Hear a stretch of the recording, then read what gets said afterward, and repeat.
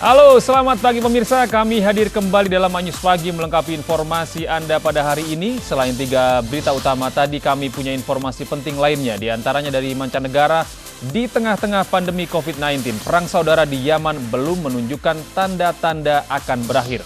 Bersama saya Gede Satria, inilah Anyus Pagi selengkapnya.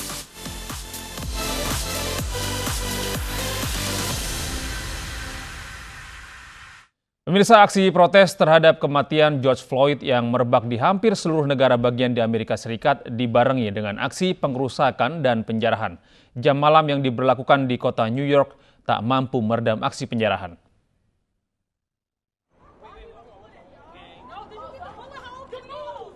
Toko-toko di kawasan Manhattan, kota New York menjadi sasaran para perusuh dan penjara. Salah satu toko terkenal, Macy, di 34th Street, dirusak dan sekelompok orang menjarah barang-barang di dalam toko. Polisi juga secara simultan menanggapi berbagai laporan terjadinya penjarahan toko-toko di kawasan lain seperti Brooklyn. Para penjara menghancurkan etalase toko sebelum akhirnya masuk dan menjarah seluruh isi toko. Polisi menangkap sejumlah orang saat sedang menjarah. Jam malam ini berlakukan di kota New York pada Senin malam, gagal mencegah terjadinya aksi pengrusakan dan penjarahan. Di kawasan bergengsi Upper East Side, kota New York, polisi terlibat bentrok dengan para pemprotes. Kekacauan terjadi di luar gedung terkenal, Radio City Music Hall. Polisi menangkapi sejumlah pemprotes yang diduga akan melakukan aksi kekerasan dan penjarahan di kawasan ini. Penangkapan ini dilakukan sebelum jam malam di kota New York yang dimulai pukul 11 Senin malam.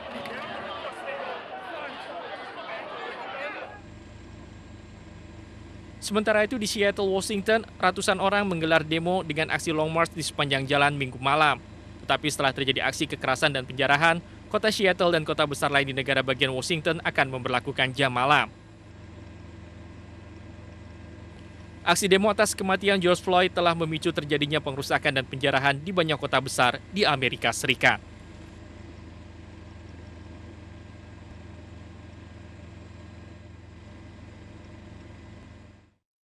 Sejumlah aparat kepolisian tertembak saat aksi unjuk rasa yang berlangsung di sejumlah kawasan di Amerika Serikat. Belum diketahui siapa pelaku penembakan tersebut.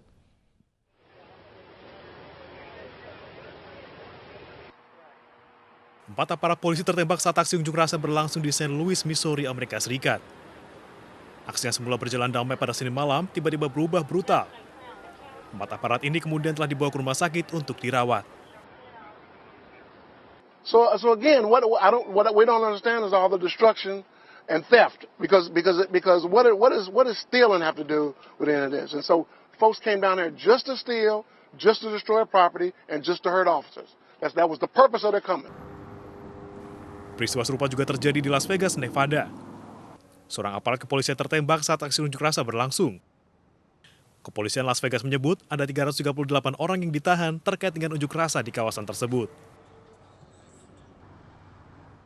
Sementara itu, keluarga George Floyd mengenang kematiannya dengan hadir di lokasi tewasnya pria tersebut.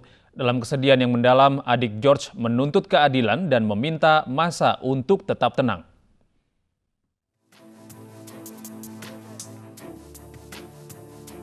Adik George Floyd, Terrence, mengunjungi lokasi tewasnya George. Di lokasi ini ratusan orang berkumpul untuk mengenang kematian tragis George. Terrence tak sanggup menahan kesedihan saat berada di penangkapan yang menewaskan saudaranya itu. Kerumunan orang ikut berlutut dan berdoa mengenang George dalam suasana hening. Dalam pidatonya, Terrence menuntut keadilan atas kematian kakaknya. Sementara pada masa dia meminta aksi demonstrasi secara damai sambil mendorong dilakukannya reformasi. If I'm not over here blowing up stuff, if I'm not over here messing up my community, then what are y'all doing? What are y'all doing? Seruan Terrence selaras dengan keinginan warga akan keadilan bagi George Floyd. Tetapi warga juga menginginkannya dengan cara damai.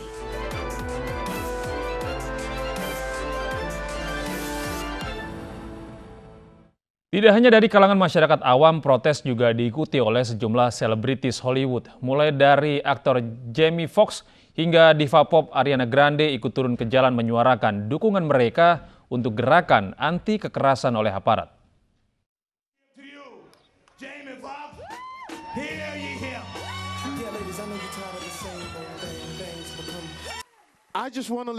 Aktor kondang Hollywood Jamie Foxx turun ke jalan untuk bergabung bersama massa pengunjuk rasa di San Francisco, Amerika Serikat. Aktor peraih multi penghargaan ini bersimpuh sebagai bentuk solidaritasnya atas kasus kekerasan oleh aparat kepolisian yang menyebabkan tewasnya pria kulit hitam George Floyd di Minneapolis, Minnesota. Gestur ini kerap ditiru sejak atlet bintang NFL Colin Kaepernick memperagakannya tahun 2016 lalu sebagai bentuk protes akan kekerasan aparat. Fox pun menegaskan dukungannya dalam menolak kekerasan oleh aparat dan mendukung gerakan anti-rasisme. There has to be a deterrent.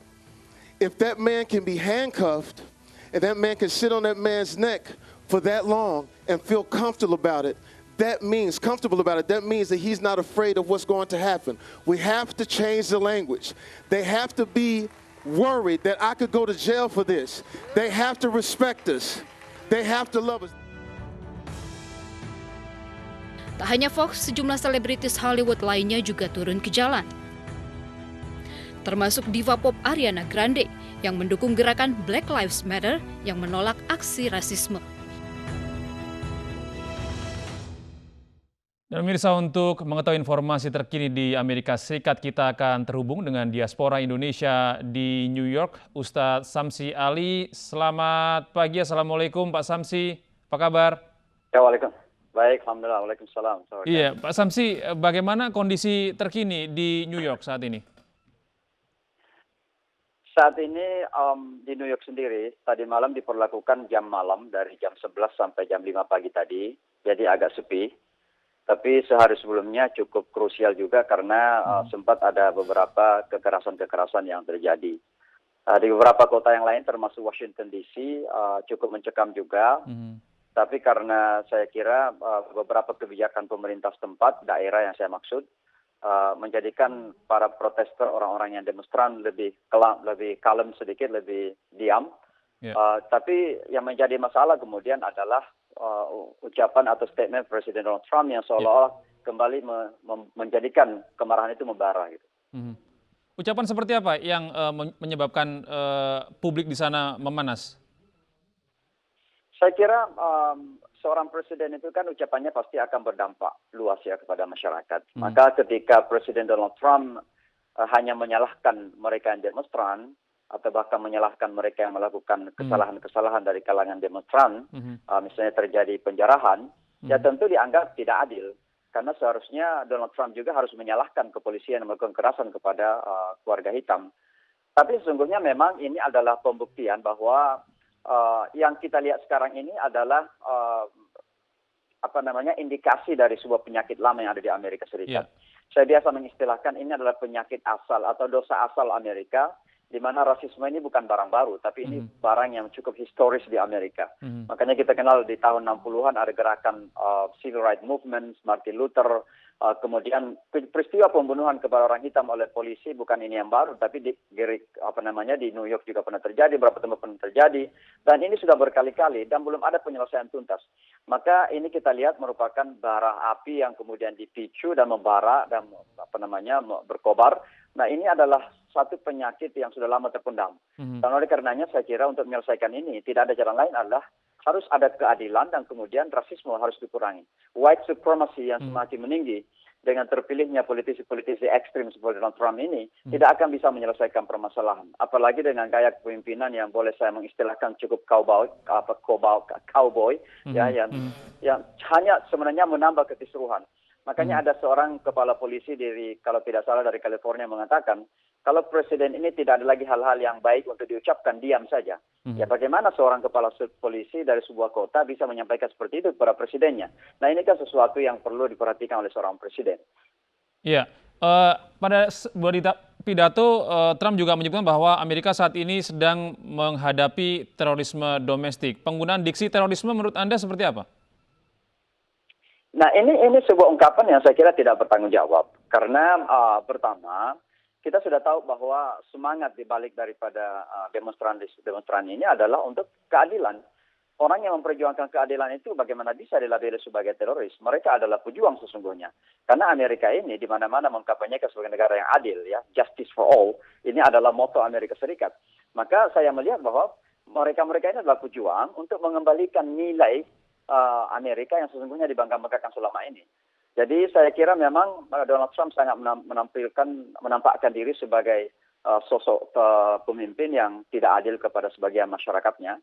Dan selama sebagian masyarakat Amerika ini merasa tidak diadilin, tidak mendapat keadilan, atau merasa dianaktirikan, maka kapan-kapan saja akan tumbuh lagi hal seperti ini. Dan oleh karenanya sekali lagi isu utamanya adalah keadilan dan isu rasisme yang harus diselesaikan. Lalu bagaimana dengan reaksi komunitas Muslim di New York saat ini? Menanggapi adanya reaksi yang keras dari publik terkait kematian George Floyd ini? Ya tentu didorong oleh semangat keadilan. Kita berada pada pihak teman-teman yang termarginalkan. Kita selalu membela teman-teman yang termarginalkan. Karena bagaimanapun juga itu bagian dari semangat keislaman dan keberagamaan kita. Kami dengan beberapa tokoh agama menyampaikan statement yang jelas bahwa kita tidak berpihak karena kepada kulit manapun. Bukan karena kita mendukung ataupun menolak sebagian manusia bukan karena kulitnya, tapi karena keadilan.